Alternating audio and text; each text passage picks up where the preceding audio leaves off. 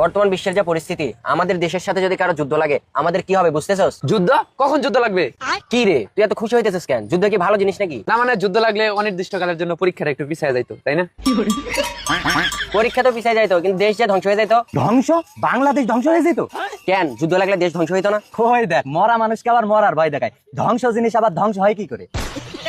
হ্যাঁ মামা, দেশ তো এমনিতেই ধ্বংস। মামা চল আমরা মালদ্বীপের সাথে যুদ্ধ করি। মালদ্বীপের সাথে যুদ্ধ করে আমাদের কি লাভ? লাভ নাই মানে মালদ্বীপের সাথে যুদ্ধ করলে আমরা 100% জিতবো, কারণ মালদ্বীপের কোনো সেনাবাহিনী নাই। এমন দেশের সাথে যুদ্ধ করতে হবে যে দেশের সেনাবাহিনী আছে। সহমত সহমত। চল মামা আমরা ভুটানের সাথে যুদ্ধ করি। কিন্তু ভুটানে তো নৌবাহিনী আর বিমান বাহিনী কোনোটাই নাই। এই জন্যই তো আমরা ভুটানের সাথে যুদ্ধ করব। নৌ অভিযান চালাবো প্রথমে, এক অভিযানেই ভুটান দখল। দেখ, ভুটানে তুই নৌ অভিযান চালাবি কিভাবে? ভুটান তো স্থল বেষ্টিত দেশ। তাই তো, এইভাবে তো ভেবে দেখিনি। আরে এই সমস্যার সমাধান আছে তো। কি? আরে প্রথমে আমরা একটা আন্ডারগ্রাউন্ড রিভার বানাবো, একদম টানেলের মতো মাটির নিচ দিয়ে একদম ভুটান পর্যন্ত। পরে আমরা ওখান দিয়ে একটা বনজা জয়যাত্রা সাবমেরিন পাঠিয়ে দেবো, খেল খতম, পয়সা হয়ে যাবে। ভালো আইডিয়া, কিন্তু তুই তো প্রতিরক্ষা মন্ত্রী হওয়ার যোগ্যতা রাখিস রে। এই বেটা, এসব করার কি কোনো দরকার আছে? ডিরেক্ট বিমান হামলা করে দি, দুইটা MiG-29 পাঠাই দিলে তো ভুটান পথে পথে আমাদের কেল্লা ফতে ফতে। মামা আমি না রে, সাব্বির প্রতিরক্ষা মন্ত্রী হওয়ার যোগ্যতা রাখে। আমি বলে দেই, তাইলে কিন্তু যুদ্ধে ইন্ডিয়া চলে আসবে। কেন কেন আবার ইন্ডিয়ার চুলকানি শুরু হলো কেন? কারণ যে কোনো পরিস্থিতিতে ভুটান ইন্ডিয়ার বিমান বাহিনী ব্যবহার করতে পারবে। না না না না না, খেলবো না, যুদ্ধবাদ।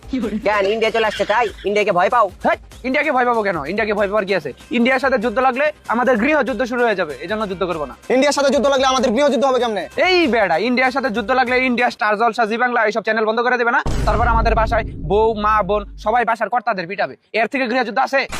ওরে শালা, এভাবে তো ভেবে দেখিনি। ঘটনা সত্য। তাছাড়া এমনি কোনো দেশ আমাদের সাথে যুদ্ধ করে পারবে না। কোনো দেশ পারবে না মানে? যদি একটা পারমাণবিক ওয়ারেট আলা ব্যালিস্টিক মিসাইল ঢাকা শহরে কোনো দেশ মাইরা দেয় তাহলে কি হবে বুঝতে পারতাছস? কেন? আমাদের দেশের কত বিজ্ঞানীরা আছে না, যখন কোনো দেশ আমাদের দেশে মিসাইল অ্যাটাক করবে তখন মিসাইলটা কত মিটার উপরে আছে, মিসাইলের লোকেশন কত ডিগ্রি অ্যাঙ্গেলে হিট করতে পারে আর কখন কোথায় হিট করবে সব আমাদের ক্যালকুলেশন করে বলে দিবে। তারপর তারপর তারপর মিসাইলটা টার্গেটে হিট করবে আর আমরা চেয়ে চেয়ে দেখবো।